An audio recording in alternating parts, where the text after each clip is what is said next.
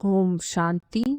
முரளியின் தேதி 6/7/2026. காலை முரளி பாப் தாதா மதுபன். இனிமையான குழந்தைகளே, உயிருடன் இருந்து கொண்டே இந்த சரீரத்திலிருந்து விடுபட்டவர்களாக ஆகிவிடுங்கள். அசரீரியாகி தந்தையை நினைவு செய்யுங்கள்.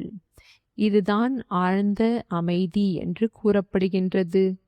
கேள்வி: குழந்தைகளாகிய நீங்கள் இப்பொழுது தங்களது அஸ்திவாரத்தை உறுதியானதாக ஆக்கிக் கொண்டிருக்கின்றீர்கள். எதன் ஆதாரத்தில் உறுதித்தன்மை ஏற்படுகின்றது? பதில்: தூய்மையின் ஆதாரத்தில். எந்த அளவிற்கு ஆத்மா தூய்மையாக, அதாவது உண்மையான தங்கமாக ஆகின்றதோ அந்த அளவிற்கு உறுதித்தன்மை வந்துவிடும். பாபா இப்பொழுது சுயராஜ்யத்தின் அஸ்திவாரத்தை அந்த அளவிற்கு உறுதியானதாக ஆக்குகின்றார். அதாவது அதை அரை கல்பத்திற்கு யாரும் அசைக்கவே முடியாது. உங்களது ராஜ்யத்தை யாரும் அபகரிக்கவும் முடியாது. பாட்டு. ஓம் நமோ சிவாய. ஓம் சாந்தி. என்னை நினைவு செய்யுங்கள், அதாவது அஷரீரி ஆகுங்கள், அதாவது ஆழ்ந்த அமைதியில் இருங்கள் என்று பாபா கூறுகின்றார். மனிதர்கள் இறக்கின்ற பொழுது ஆழ்ந்த அமைதியுடையவர்களாக ஆகிவிடுகின்றனர். இவரது சரீரம் அமைதியாகிவிட்டது என்று கூறுகின்றனர். சரீரம் மற்றும் ஆத்மா பிரிந்துவிட்டது, அழிந்துவிட்டது. இங்கும் குழந்தைகளாகிய நீங்கள் அமர்கின்ற பொழுது இதற்கும் ஆழ்ந்த அமைதி என்று கூறப்படுகின்றது. உயிருடன் இருந்து கொண்டே அசரீரி ஆகிவிடுங்கள். தன்னை ஆத்மா என புரிந்து கொள்ளுங்கள். தந்தையை நினைவு செய்யுங்கள். இது உண்மையான அமைதி என்பதை நீங்கள் அறிவீர்கள். அவர்கள் அமைதியை அறியவில்லை. ஆழ்ந்த அமைதியின் பொருளை அறியவில்லை. ஆழ்ந்த அமைதி என்று ஏன் கூறுகின்றனர்? அவர் இறந்துவிட்டார், அமைதியாகிவிட்டார் என்று நினைவுபடுத்துகின்றனர். நீங்களும் வாழ்ந்து கொண்டே இறந்து விடுங்கள். நீங்களும் அமைதியாகிவிடுங்கள். பெரிய பெரிய மனிதர்கள் காந்தியின் சமாதிக்கு செல்கின்றனர். அங்கு சென்று ஆழ்ந்த அமைதியுடன் அமருங்கள் என கூறுவர். ஆத்மாக்களாகிய நாம் சாந்த ஸ்வரூபமானவர்கள் என்பது உங்களுக்கு தெரியும்.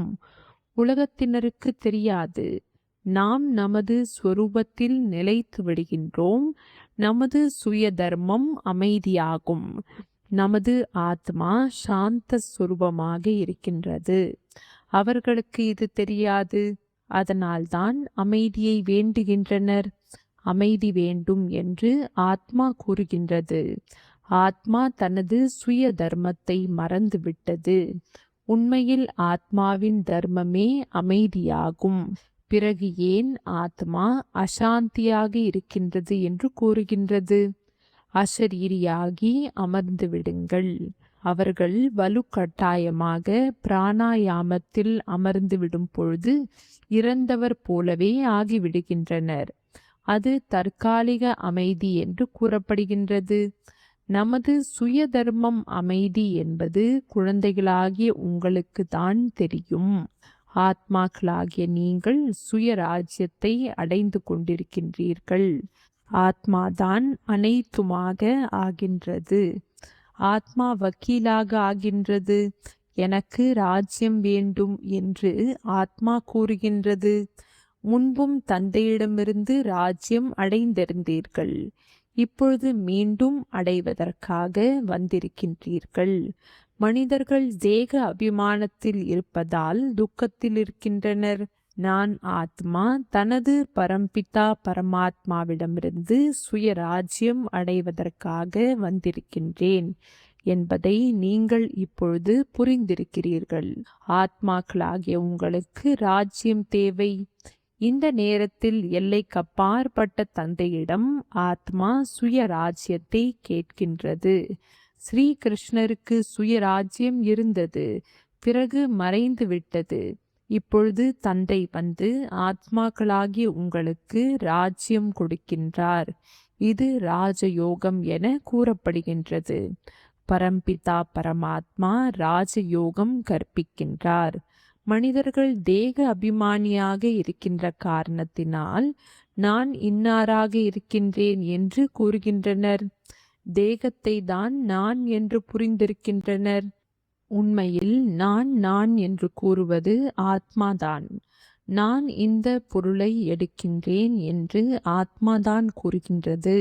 உண்மையில் ஆத்மா என்பது ஆண் ஆகும். நான் ஆத்மா, தந்தையின் குழந்தையாவேன். பாபா, நான் உங்களிடமிருந்து சுயராஜ்யத்தை அடைந்து கொண்டிருக்கின்றேன் என்று ஆத்மா கூறுகின்றது. ஆத்மாவிற்கு சுயராஜ்யத்தை பரமாத்மா கொடுக்கின்றார். பக்தி மற்றும் ஞானத்தில் எவ்வளவு வித்தியாசம் இருக்கின்றது பாருங்கள். சிவனுக்கு கோயிலும் இருக்கின்றது. அனைத்தையும் விட அதிக மணி அடிப்பது சிவன் கோவிலில்தான். அவரை எழுப்புகின்றனர். அனைவரையும் எழுப்பத்தான் செய்கின்றனர். அதிகாலையில் மணி அடிக்கின்றனர். இங்கு தந்தை குழந்தைகளை எழுப்பி தேவதைகளாக ஆக்குகின்றார். மணி அடிப்பதற்கான எந்த விஷயமும் கிடையாது. உங்களுக்கு சுயராஜ்யம் தேவையெனில் முதலில் தூய்மையாக ஆகுங்கள் என்று தந்தை கூறுகின்றார். லட்சியம் புத்தியில் இருக்கின்றது. நாம் இந்த மெட்ரிக் வகுப்பில் தேர்ச்சி பெறுவோம், பிறகு இவ்வாறு செய்வோம் என்று மாணவர்கள் கூறுவர். நாம் அமைதி அடைய வேண்டும் என்று சந்நியாசிகள் விரும்புவர். ஒரு கதை கூறுவார் அல்லவா? ராணியின் கழுத்தில் மாலை இருந்தது. வெளியில் தேடினார். அதுபோல அவர்களும் அமைதியை வெளியில் தேடுகின்றனர். ஆனால் ஆத்மா சுயம் சாந்த சுரூபமானது. ஆத்மா தனது சுய தர்மத்தை மறந்து தன்னை சரீரம் என்று புரிந்து அமர்ந்திருக்கின்றது. நீங்கள் ஆத்மா என்பதை தந்தை நினைவுபடுத்துகின்றார். ஆத்மாக்களாகிய நீங்கள் 84 பிறவிகள் எடுத்திருக்கின்றீர்கள். இந்த விஷயங்களை வேறு யாரும் புரிய வைக்க முடியாது. நீங்கள் உங்களது பிறப்புகளை அறியவில்லை. நான் கூறுகின்றேன் என்று தந்தை கூறுகின்றார். நீங்கள் பிரம்மா குமார் குமாரிகள். தூய்மையின்றி ஞான தாரணை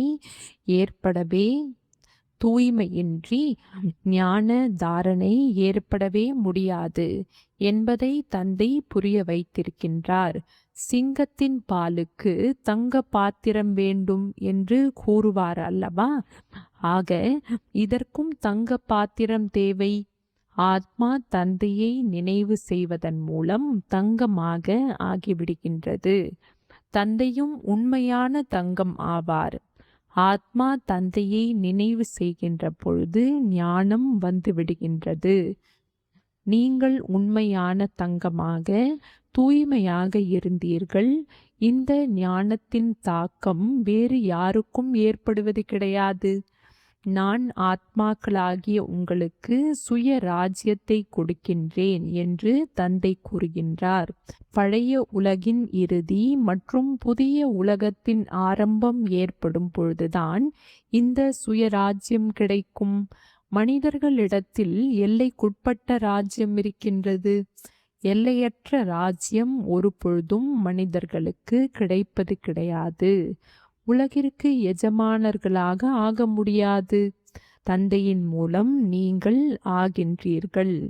தந்தையாகிய பகவானுக்குத்தான் உங்களது 84 பிறவிகள் பற்றி தெரியும். தேவதைகள் தங்களது பிறப்புகளை அறிந்து கொள்ள முடியாது. ஒருவேளை அறிந்து கொண்டால் துக்கமானவர்களாக ஆகிவிடுவர். ஏனியில் இறங்கி விடுவோமோ?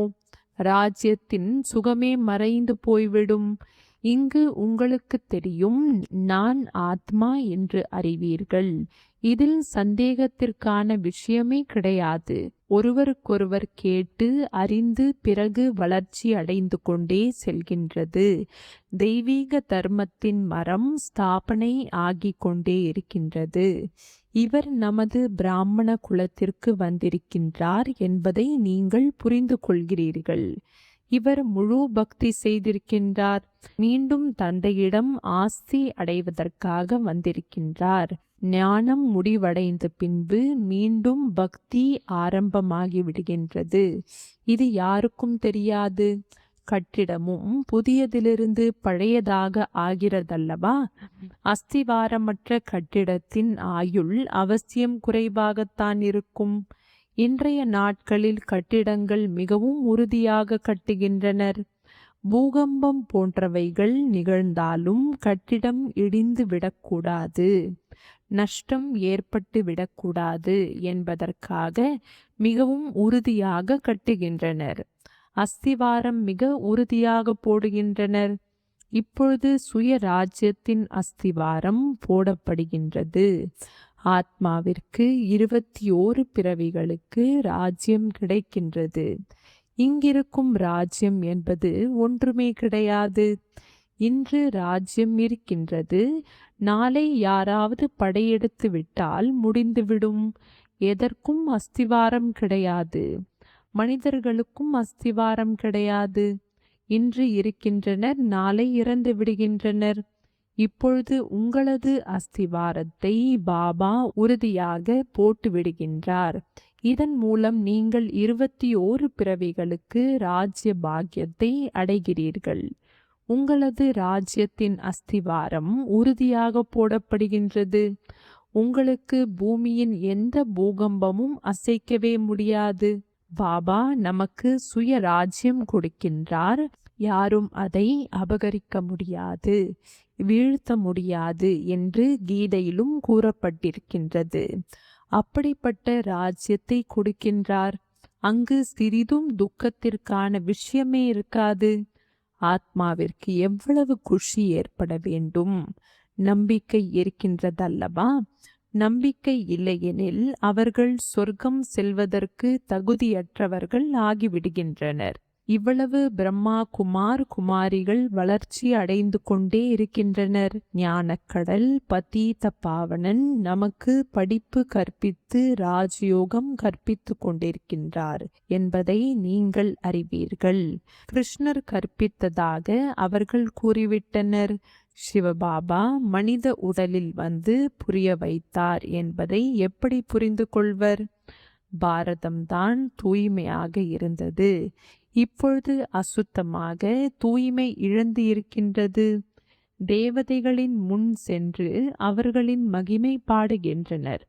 சிவன் முன் சென்று நீங்கள் அனைத்து குணங்களும் நிறைந்தவர், 16 கலைகளிலும் முழுமையானவர் என்று ஒரு பொழுதும் பாடமாட்டார்கள். சிவனின் மகிமையே தனிப்பட்டது. அவர் ஞான கடலானவர். பதீத பாவனன் அனைவருக்கும் சத்கதி வழங்கக்கூடியவர். அனைவரின் பையையும் நிறைக்கக்கூடிய கள்ளம் கபடமற்றவர். இப்படிப்பட்ட தந்தையை அனைவரும் மறந்து இருக்கின்றனர். வந்து துக்கத்தை நீக்கி சுகம் கொடுங்கள் என்று பரமபிதா பரமாத்மாவை தான் அழைக்கின்றனர். துக்கத்தை நீக்கி சுகம் கொடுப்பவர் ஒரே ஒருவராவார். அவரது வழிதான் சிரேஷ்டமானது ஆகும். அது சிரேஷ்டத்திலும் சிரேஷ்ட பகவானின் வழியாகும். அதன் மூலம் குழந்தைகளாகி நீங்களும் சிரேஷ்டமானவர்களாக ஆகின்றீர்கள். அசுத்தமான உலகம் என்று அரசாங்கம் கூறுகின்றது. இப்பொழுது சிரேஷ்டமானவர்களாக யார் ஆக்குவது என்பது யாருக்கும் தெரியாது. சாதுக்கள் நம்மை உயர்த்துவார்கள் என்று நினைக்கின்றனர்.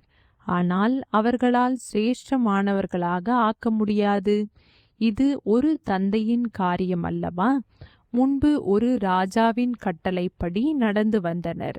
சத்யுகத்தில் உங்களுக்கு அமைச்சர்கள் யாரும் இல்லை. சக்கரவர்த்தியிடம் சக்தி இருக்கும். அமைச்சர் என்ற பெயர் சொல்லப்பட்டதே கிடையாது. நாம் உலகிற்கு எஜமானர்களாகி ராஜ்யத்தை செய்து வந்தோம் என்பதை நீங்கள் புரிந்து கொள்கிறீர்கள். எப்படி ராஜ்யம் செய்தீர்களோ அவ்வாறு செய்ய வேண்டும். உண்மையில் சத்யுகத்தில் லக்ஷ்மி நாராயணனின் ராஜ்யம் இருந்தது அல்லவா? ஒவ்வொருவருக்கும் அவரவர்களுக்கான ராஜ்யம் கிடைக்கும். கிருஷ்ணருக்கு அவருக்கான ராஜ்யம் இருக்கும். மற்ற அரசர்களும் இருப்பார்கள் அல்லவா? குறைந்தது 8 பேர் இருப்பார்கள் அல்லவா? 8 பேர் இருந்தார்களா அல்லது 108 பேர் இருந்தார்களா என்பது போக போக தெரிந்துவிடும். கடைசியில் கூற வேண்டிய ஞானத்தை இப்பொழுதே கூறிவிடுவார் என்பது கிடையாது. யார் உயிருடன் இருப்பார்களோ அவர்களுக்கு தந்தை ஞானம் கொடுத்து கொண்டே இருப்பார். கொடுத்தே ஆக வேண்டும். நாடகத்தில் பதிவாகியிருக்கின்றது. பரமாத்மாவிற்கு இப்பொழுது பாகம் இருக்கின்றது. இந்த ஞானம் கொடுக்கும் பாகம் இப்பொழுது பதிவாகியிருக்கின்றது. நாள் போக போக நீங்கள் அதிகம் புரிந்து கொள்வீர்கள் என்று தந்தை கூறுகின்றார். நாளுக்கு நாள் புரிய வைத்து கொண்டே இருக்கின்றார். அங்கு நாம் எப்படி ராஜ்யம் செய்வோம், சுயம்பரம் எப்படி நிகழும் என்பதும் தெரிந்துவிடும். நீங்கள் தியானத்தில் வைகுண்டத்திற்கு சென்று பார்க்கவும் செய்கிறீர்கள். அங்கு தங்க மாளிகைகள் எப்படி இருக்கும்? தங்கமே தங்கம்தான் இருக்கும். தன்னை தங்க புரியில் இருப்பதாக பார்க்கிறீர்கள். தங்க கற்களினால் கட்டிடம் உருவாகி கொண்டே இருக்கின்றது. சிறிது கற்களை எடுத்து செல்ல வேண்டும் என்று நினைக்கிறீர்கள். பிறகு கீழே இறங்கும் பொழுது தன்னை இங்கு இருப்பதாக உணர்கிறீர்கள். மீராவும் தியானத்தின் போது தான் கிருஷ்ணருடன் நடனம் ஆடியதாக பார்த்தார். நீங்கள் சூக்ஷ்ம வதனத்திற்கு செல்கிறீர்கள். அங்கு எலும்பு தோல் கிடையாது. ஃபரிஷ்தாக்களாக ஆகிவிடுகிறீர்கள். பிரம்மாவிற்கும் சூக்ஷ்ம சரீரம் பார்க்க முடிகின்றது. அவ்வாறு பரிஸ்தாவாக ஆகிவிடுகிறீர்கள். நீங்கள் தோட்டம் போன்றவைகளையும் பார்க்கிறீர்கள். தந்தை இவ்வாறு சாட்சாத்காரம் செய்விக்கின்றார். பாபா நமக்கு சோமரசம் பருக வைப்பதாக நீங்கள் கூறுகின்றீர்கள். உண்மையில் சூட்சும வதனத்தில் பருக வைக்க முடியாது. மலர்கள் பழங்கள் வைகுண்டத்தில் மிகவும் முதல் தரமாக இருக்கும். சூட்சும வதனத்தில் தோட்டம் இருக்காது. ஆனால் தோட்டத்திற்கு சென்றேன், அங்கு இளவரசர் இருந்தார் என்றும் கூறுகிறீர்கள். எனில் அது வைகுண்டம் ஆகிவிட்டதல்லவா? வைகுண்டத்தின் பொருட்கள் இங்கு அடைய முடியாது. அங்கு முதல் தரமான பொருட்கள் இருக்கும். நான் உங்களை வைகுண்டத்திற்கு எஜமானர்களாக ஆக்குகின்றேன் என்று தந்தை கூறுகின்றார். இங்கு துக்கமே துக்கம்தான் இருக்கின்றது. ஹே பகவானே, என்னை துக்கத்திலிருந்து விடுவியுங்கள் என்று கூறாத மனிதன் இருக்கவே முடியாது. துக்கத்தின் போதுதான் நினைவு செய்கின்றனர். கிருஷ்ணரின் பூஜாரி கிருஷ்ணா என்று கூறுவார்கள். ஹனுமானின் பூஜாரி ஹனுமானுக்கு ஜெய் என்று கூறுவார்கள். இங்கு தந்தையாகிய என்னை நிரந்தரமாக நினைவு செய்யுங்கள் என்று தந்தை கூறுகின்றார். கடைசி காலத்தில் யாருடைய நினைவும் வராத அளவிற்கு நினைவு செய்யுங்கள். காசிக்கு சென்று பலியாகின்றனர். அப்பொழுது பல பிறவிகளாக செய்த பாவங்களின் தண்டனை அடைவதற்காக உணர்கின்றனர். அதிக பாவம் செய்திருக்கின்றேன். இது பாவ ஆத்மாக்களின் உலகம் என்று கூறப்படுகின்றது. ஆத்மா பாவியாக ஆகிவிட்டது. ஆத்மாதான் தந்தையை அழைக்கின்றது. ஹே பரம்பிதா பரமாத்மா, ஹே பரந்தாமத்தில் வசிக்கக்கூடிய சிவபாபா. அவரது உண்மையான பெயர் ஒன்றே ஒன்றுதான். அவர் ஆத்மாக்களின் தந்தை ஆவார். ருத்ரனுடன் சாலிகிராம் என்ற சப்தம் அழகு பெறாது. சிவன் மற்றும் சாலிகிராம் இது அழகாக இருக்கின்றது. மண்ணால் சிவலிங்கத்தை உருவாக்குகின்றனர் எனில் சாலிகிராமத்தையும் உருவாக்குகின்றனர். பதீத பாவனர் அவர் ஒருவரே அல்லவா? இங்கு யஜ்யத்தையும் உருவாக்குகின்றனர். பாரதம் அனைத்தையும் விட உயர்ந்தது. ஆனால் தேவதா தர்மத்தை மறந்துவிட்டனர். உங்களது தர்மம் ஆதி சனாதன தேவி தேவதா தர்மமாகும். அது மீண்டும் வர வேண்டும். இந்து தர்மம் என்பது தர்மமே கிடையாது. தேவதா தர்மத்தை சார்ந்தவர்களே சத்தோ ரஜோ தமோவில் வருகின்றனர். எப்பொழுது தமோவாக ஆகிவிடுகிறார்களோ அப்பொழுது தன்னை தேவதா என்று சொல்ல முடிவது கிடையாது. உண்மையில் இந்து என்பது தர்மமே கிடையாது.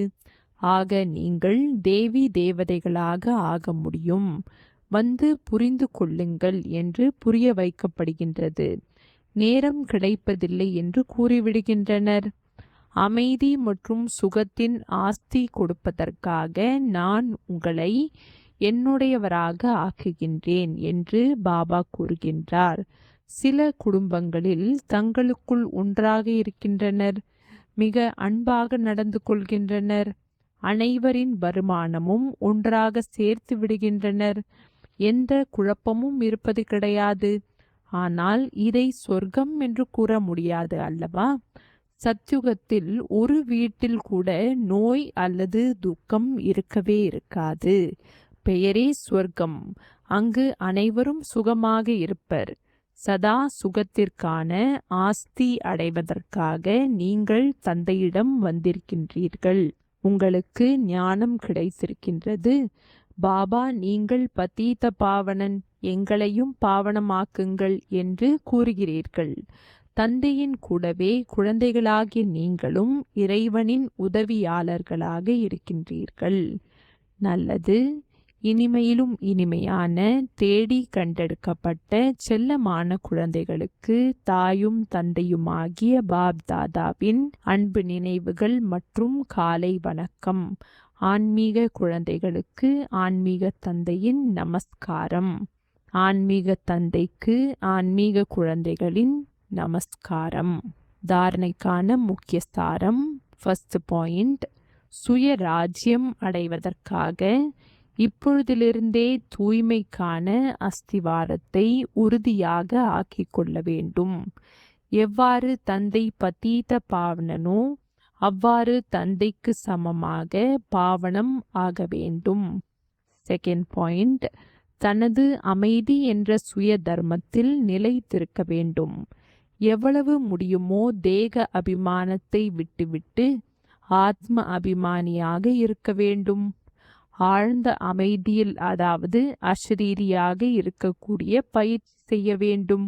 வரதானம்: பிற ஆத்மாக்களுக்கு சேவை செய்வதன் கூடவே தனக்கும் சேவை செய்து வெற்றி மூர்த்தி ஆகுக. சேவையில் வெற்றி மூர்த்தியாக வேண்டுமெனில் பிறருக்கு செய்யும் சேவையுடன் தனக்கும் சேவை செய்யுங்கள். பிறருக்கு சேவை செய்ய செல்லும் பொழுது தனது பழைய சமஸ்காரங்களையும் முழுமையாக எரித்து சாம்பலாக்குகின்றேன் என்று நினையுங்கள். எந்தளவிற்கு பழைய சமஸ்காரங்களை அறவே அழிப்போமோ அப்பொழுதே நன்மதிப்பை பெற முடியும். அனைத்து ஆத்மாக்களும் மனதார உங்களுக்கு நமஸ்காரம் செய்வார்கள். வெளிமுகமாக மேலோட்டமாக நமஸ்காரம் செய்யாமல் மனமுவர்ந்து நமஸ்கரிப்பவர்களை உருவாக்க முடியும். ஸ்லோகன்: எல்லையில்லா சேவை செய்யும் லட்சியம் வைத்தால் எல்லைக்குட்பட்ட பந்தனங்கள் அனைத்தும் அறவே நீங்கிவிடும். அவ்யக்த இஷாரா: ஜுவாலா சுரூப ஸ்திதியில் இருந்து கொண்டு சக்திசாலி நினைவின் அனுபவம் செய்யுங்கள். எதுவரை உங்களது நினைவு ஜுவாலா ரூபமாக ஆகவில்லையோ அதுவரையில் விநாச ஜுவாலை முழுமையாக ஜுவாலா ரூபமாகாது. இது அலை பாய்கின்றது, பிறகு சீத்தளமடைகின்றது. ஏனெனில் ஜுவாலா மூர்த்தியும் ஆதார மூர்த்தியுமான ஆத்மாக்களே இப்பொழுது சதா ஜுவாலா ரூபமாக ஆகவில்லை. இப்பொழுது ஜுவாலா ரூபமாவேன் எனும் திட எண்ணம் வைத்து குழுவாக அமர்ந்து மனம் புத்தியின் ஒருமுகத்தன்மையின் மூலம் சக்தி வாய்ந்த யோக அதிர்வலைகளை நாலாபுறமும் பரப்புங்கள். ஓம் சாந்தி.